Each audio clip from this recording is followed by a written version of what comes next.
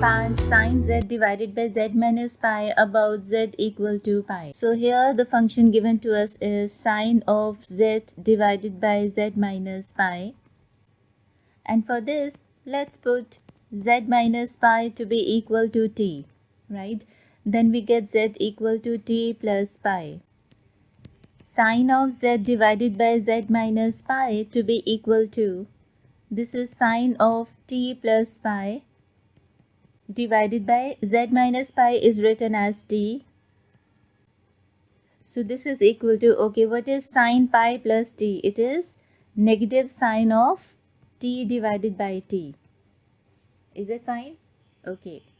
So this is further equal to taking minus 1 by t outside and writing the expansion for sine t.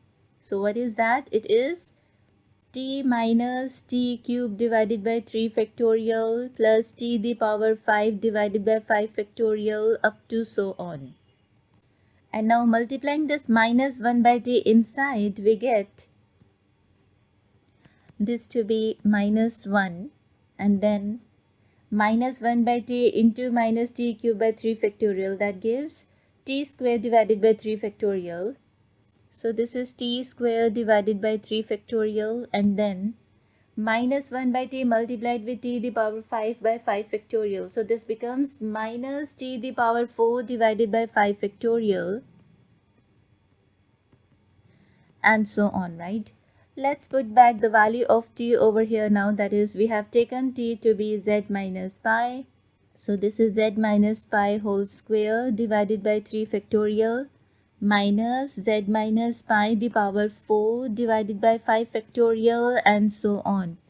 So this is the required expansion about the point z equal to pi. And the left hand side is your sine of z divided by z minus pi. Alright, thank you. Have a nice day.